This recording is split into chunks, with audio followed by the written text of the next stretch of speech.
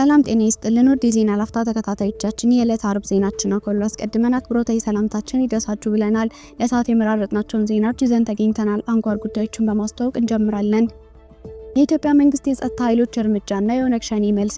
በኦሮሚያ ክልል ምዕራብ ሸዋ ዞን ጅባት ወረዳ በርካታ የኦሮሞ ነጻነት ሰራዊት አባላት መገደላቸውንና በርካቶች ደግሞ ከበርካታ ወታደራዊ ቁሳቁሶች ጋር መማረካቸውን የመንግስት ምንጮች አመለከቱ። ዝርዝር መረጃውን ይዘናል። በትግራይ የተቋረጠው የነዳጅ አቅርቦት። በትግራይ ጊዜያዊ አስተዳደር የንግድና ኤክስፖርት ኤጀንሲ እንደሚለው ወደ ትግራይ ይገባ የነበረ ነዳጅ ካለፈው ጥር ወር ጀምሮ መጠኑ እንዲቀንስ መደረጉን የሚያወሳ ሲሆን ባለፈው ሳምንት መጋቢት 4 እና 5 ቀን ደግሞ ወደ ትግራይ የሚጭኑ የነዳጅ ቦቴዎች ወደ 2 ዝቅ ማለቱ ይታወሳል። ይዋስ ብሎ ከመጋቢት 6 በኋላ ደግሞ ሙሉ በሙሉ መቆሙን ገልጸዋል። በዚህ ጉዳይ ዝርዝር አለን። ከውጭ ዜና የሱዳን ጦር ከ2 ዓመት ጦርነት በኋላ ቤተመንግስቱን መልሶ ተቆጣጠረ። በፈጥኖ ደራሽ ኃይሉ ተሸፍኖ ከመዲናዋ ተባሮ የነበረው የሱዳን ጦር ከ2 ዓመት በኋላ መዲናዋን ካርቱምን መልሶ ለመቆጣጠር የተቃረበ ይመስላል። ዝርዝር መረጃ አለን። በሌላ ዜና ቤንያሚን ኔታንያሁ የእስራኤልን የጸጥታ ኃላፊ ከስልጣን አነሱ። የእስራኤል ጠቅላይ ሚኒስትር ቤንያሚን ኔታንያሁ መስከረም 26 ቀን 2016 ሐማስ ያደረሰውን ጥቃት ሊደርስ እንደሚችል መገመት ባለመቻላቸው ሀገሪቱን የደህንነት ኃላፊ ከስልጣን አባረሩ። በዚህ ጉዳይ ላይ ቀንደኛ ከተባለው ከኔታንያሁ ተቺ የተላለፈውን ዝርዝር መረጃ ስለያዝ ነው እስከ ጥንክራችን ፍጻሜ አብራችሁን ቆዩ በማለት ቻናላችን ላይክ፣ ሼር እና ሰብስክራይብ በማድረግ እንድትከታተሉን አክብሮታዊ ግብዣችን ነው። አሁን በቀጥታ ወደ ዝርዝሩ እንውሰዳችሁ። የኢትዮጵያ መንግስት የጸጥታ ኃይሎች እርምጃና የኦነግ ሸኔ መልስ።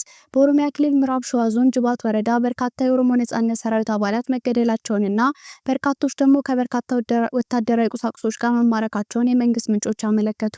የኢትዮጵያ መከላከያ ሰራዊት በበኩሉ በምዕራብ ሸዋ ዞንና ደቡብ ምዕራብ ሸዋ ዞኖች አካባቢ በመንቀሳቀስ ባደረገው ወታደራዊ ኦፕሬሽን በርካታ የታጣቂ ቡድን አባላት በመደምሰስ 60 የሚሆኑትን መማረኩን በይፋዊ ማህበራዊ ገጹ አመላክቷል። ታጣቂ ቡድኑ በፊናው ጥቃቱን ሳያስተባብል መሰል ወታደራዊ እርምጃዎችን ብቻቸውን ዘላቂ እልባት እንደማያመጡ ነው የገለጸው። የኢትዮጵያ መከላከያ ሰራዊት በይፋዊ ማህበራዊ ገጹ ላይ እንዳመለከተው በምዕራብ ሸዋና በደቡብ ምዕራብ ሸዋ ዞኖች አካባቢ የተሰማሩት የማዕከላዊ እዝ የህዳር ኮርና የጋሻ ኮር አባላት ያሏቸውን የሰራዊት አባላት የሸኔ ቡድን ባላቸው ታጣቂዎች ላይ ተወሰደ ባለው የጥምር እርምጃ ከፍተኛ ድል ማስመዝገቡን የገለጸው። ተጠናክሮ በቀጠለው በተባለው በዚህ ወታደራዊ እርምጃ በታጣቂ ቡድኑ ላይ ከፍተኛ ሰብአዊና ቁሳዊ ኪሳራ መድረሱን የገለጸው መከላከያ በተወሰደው ወታደራዊ እርምጃ ወይም ኦፕሬሽን በቁጥር ባልተገለጹ በርካታ የተባሉ የታጣቂ ቡድን አባላትን በመደምሰስ 60 የሚሆኑትን ደግሞ መማረካቸውን አስረድቷል። በዚሁ ተወሰደ በተባለው ወታደራዊ ኦፕሬሽን በርካታ የቡድንና የነፍስ ወከፍ መሳሪያ እንዲሁም የተለያዩ አይነት ተተኳሾችን በቁጥጥር ስር መዋላቸውን ገልጸዋል። ተወሰደ ስለተባለው ወታደራዊ እርምጃ በኦሮሞ ነጻነት ሰራዊት በኩል አስተያየታቸውን የሰጡት የቡድኑ አዛዥ አማካሪ አቶ ጅሬኛ ጉደታ ግን ጉዳዩን ሳያስተባብሉ ታጣቂዎቻቸው በአካባቢው መንቀሳቀሳቸው እንደቀጠሉ መሆኑን አስረድተዋል። ጦርነት ባለበት መስዋዕትና ማጥቃት ይኖራል ያሉት አቶ ጅሬኛ በሰራዊቶቻቸው ላይ ስለደረሰው ጊዜያዊ ጉዳት በቁጥር መጥቀስ እንደማይችሉ ገልጸዋል። ይሁንና ታጣቂዎቹ በአካባቢው የሚያደርጉት እንቅስቃሴ አለመገታቱን ያመለከቱት መፋለም ባለበት መስዋዕት ይኖራል ያሉት አቶ ጅሬኛ የደረሰባቸውን የጉዳት መጠን ከሰራዊቶቻቸው አመራር አለመስማታቸውን ጠቁመዋል። በትግራይ የተቋረጠው የነዳጅ አቅርቦት። በትግራይ በተለይም ከቅርብ ጊዜ ወዲህ በከፍተኛ ሁኔታ አስቸጋሪ ሆነው ካሉ ጉዳዮች መካከል የነዳጅ አቅርቦት አንዱ ነው። ከጦርነቱ በኋላ ዳግም ወደ ስራ ተመልሰው የነበሩ በክልሉ የሚገኙ የነዳጅ ማደያዎች ከቅርብ ጊዜ ወዲህ በአብዛኛው የአቅርቦት ችግር በሚል ምክንያት ስራ እያቆሙ ይገኛሉ። በመቀሌ ዛሬ ባደረግነው ቅኝት ነዳጅ የለም የተባለ ሲሆን በአንጻሩ በጥቁር ገበያ 1 ሊትር ናፍጣ 180 ብር፣ 1 ሊትር ቤንዚን ደግሞ ከ240 እስከ 250 ብር ሲሸጥ ተመልክተናል። በትግራይ የተከሰተው የነዳጅ እጦት መነሻ የአቅርቦት ውስንነት መሆኑን የክልሉ ንግድና ኤክስፖርት ኤጀንሲ ገልጿል። ኤጀንሲው መጋቢት 10 ቀን 2017 ዓ.ም ለኢትዮጵያ ንግድና ቀጠናዊ ትስስር ሚኒስቴር እንዲሁም የነዳጅና ኢነርጂ ባለስልጣን በጻፈው ደብዳቤ ከመጋቢት 6 ቀን 2017 ዓ.ም ወዲህ ባሉ ቀናት ወደ ትግራይ የተጫነ ነዳጅ የለም ይላል። በትግራይ ጊዜያዊ አስተዳደር የንግድና ኤክስፖርት ኤጀንሲ እንደሚለው ወደ ትግራይ ይገባ የነበረው አስፈላጊ ነዳጅ ካለፈው ጥር ወር ወዲህ መጠኑ እንዲቀንስ መደረጉን የሚያወሳ ሲሆን ባለፈው ሳምንት መጋቢት 4 እና 5 ደግሞ ወደ ትግራይ የሚጫኑ የነዳጅ ቦቴዎች ወደ 2 መውረዱን ይባስ ብሎም ከመጋቢት 6 በኋላ ደግሞ ሙሉ በሙሉ መቆሙን ያመለክታል። ይህ በትግራይ ያለው የነዳጅ አቅርቦት ችግር በህብረተሰቡ ከፍተኛ ችግር ፈጥሮ ያለ ሲሆን ያነጋገርናቸው የመቀሌ ነዋሪዎችና የታክሲ አገልግሎት ሰጪዎች ችግሩ ከጊዜ ወደ ጊዜ እየተባባሰ ይገኛል ብለዋል። በመቀሌ የተሽከርካሪዎች እንቅስቃሴ ከተለመደው መቀነሱን መታዘብ ይቻላል።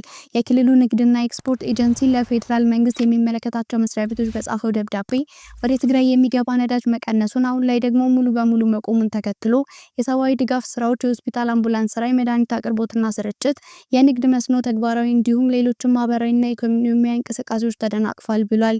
ለዚህም በነዳጅ አቅርቦት ላይ አፋጣኝ መፍትሄ ጠይቋል። ወደ ውጭ ዜና ስናልፍ የሱዳን ጦር ከ2 ዓመት ጦርነት በኋላ ቤተ መንግስቱን መልሶ ተቆጣጠረ።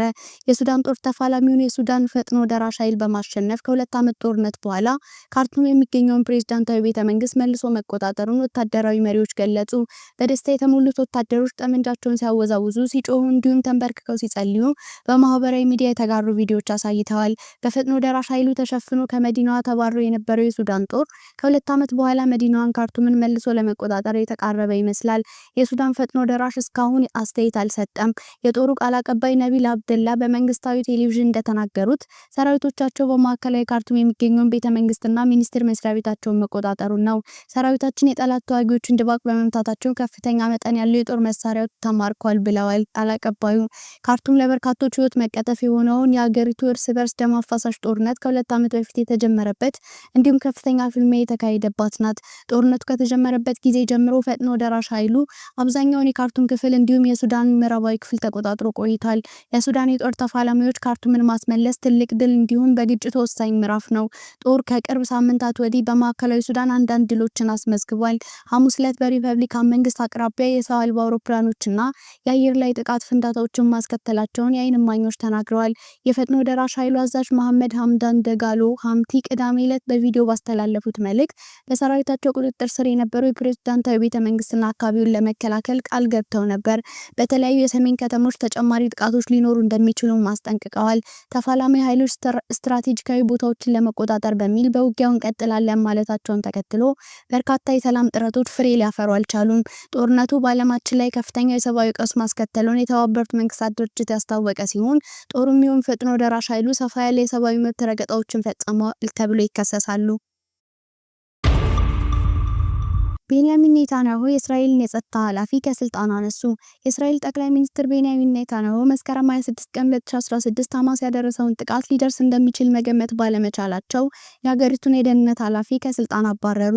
የእስራኤል ካቢኔ ሐሙስ ባደረገው ስብሰባ እንደ አውሮፓውያን አቆጣጠር ጥቅምት 2021 የሽን ቤት ዋና ኃላፊ ሆነው ለ5 ዓመታት የተሾሙት ሮነን ባነር ከስልጣን መነሳታቸውን አጽድቋል።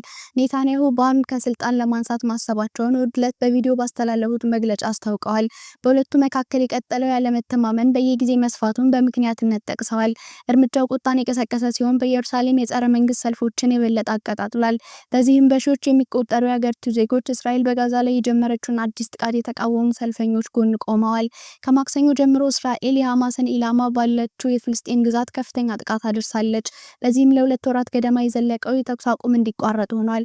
የሽን ቤት የእስራኤል የሀገር ውስጥ የስለላ ድርጅት ሲሆን በጦርነቱ ውስጥ ቁልፍ ሚና ይጫወታል። ተግባሩና አባላቱ በመንግስታዊ ሚስጥርነት ይያዛሉ። ባር ከስልጣን እንዲባረሩ መወሰኑን ፖለቲካዊ ሲሉ ገልጸውታል። አንደኛ የኔታንያሁን ተቺና ከኃላፊ የመባረር ሂደት የገጠማቸው የእስራኤል ጠቅላይ አቃቢ ሕግ ጋባ ባህሪ ሚያራም የድርጊቱ ህጋዊነት እስካልተገመገመ ድረስ ባር ከስልጣናቸው ሊባረሩ አይችሉም ሲሉ ተከራክረዋል። ከስብሰባው በፊት ኔታንያሁ ለካቢኔያቸው አባላት በላኩት ደብዳቤ በጠቅላይ ሚኒስትሩና በባር መካከል ያለው የማያቋርጥ ሙያዊና የግል እምነት ማጣትን በመጥቀስ የስልጣን ዘመናቸው ከ1 ወር በኋላ እንዲጠናቀቅ ሀሳብ አቅርበዋል። ውድ የዜና ላፍታ ቤተሰቦች የሰዓቱ መረጃዎቻችን ያዳመጣችሁትን ይመስል ነበር። ስለተከታተላችሁን እያመሰገንን ቻናላችን ሰብስክራይብ በማድረግ ቤተሰብ እንድትሆኑ እየጋበዝን በዚሁ ተሰናበትን። ጤና ይስጥልን።